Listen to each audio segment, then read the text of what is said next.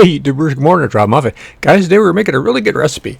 It's for people who don't have a lot of money, a little cash flow problem. This is a great recipe. You make something really tasty with some of the least expensive items you can purchase at the grocery store.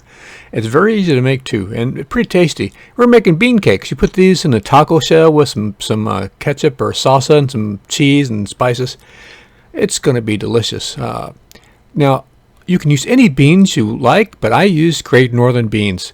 I soaked 1 cup of beans overnight and put them in the pressure cooker. I used my little Hawkins tiny pressure cooker. You ought to get one. I'll leave a link to it in the video description.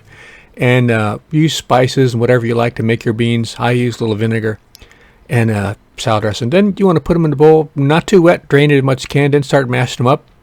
And you want some carrots. You can maybe use some other ingredients in this recipe, but I really enjoyed the carrots in this recipe. And then mince up some celery. And then get you a nice big onion and chop it up small. You don't want too big of pieces.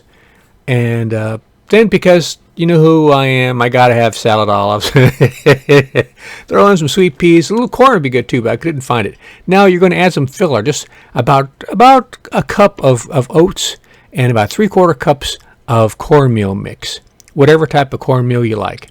You could use flour, but I prefer not to use flour. It is not as heavy. Now I put some oil. I like coconut oil. I used a couple big tablespoons, and then it's not. You don't want it too wet, too dry. So add the bean liquid that you got left over, and it's going to add a nice flavor to it. Add some more spices now. Start adding some parsley, some red pepper flakes, some black pepper. Not too much. You don't real spicy, but then a little ground turmeric for a little color, and a couple of tablespoons of some bouillon. I like that bouillon that I just showed you. Orrington Farms. Then I made a little gadget out of a tuna fish can to make the patties, put them on the pan, on the grill. If you have a George Foreman grill, you get those things at the thrift store for like $5 a piece. Now I cooked mine on medium heat, a little bit high, a little more than medium, in between medium and high, for about 15 minutes. Could have cooked longer. They'll become a little thinner when you cook them longer, and a little more not as thick, obviously, but a little more dense too.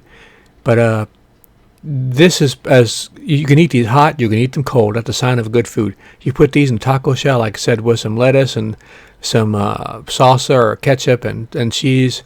You can eat them hot, eat them cold. And they don't have a real strong bean flavor to them, but they are a little beany. They're not as mild as like the garbanzo beans. But this is some of the least expensive ingredients you can buy in the grocery store and make up a big, huge batch of these and feed a whole family for very, very little money. But you got to soak the beans overnight, and that way you only have to cook them for like 15 minutes in the pressure cooker around low heat after they start hissing and popping. So there you go, guys. You got a nice big batch of bean cakes. I'm not saying you're going to run home and have them, but you don't have a lot of money. This will feed a lot of people, and they're pretty tasty.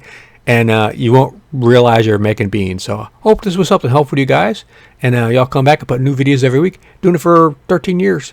And take care. You see you out there.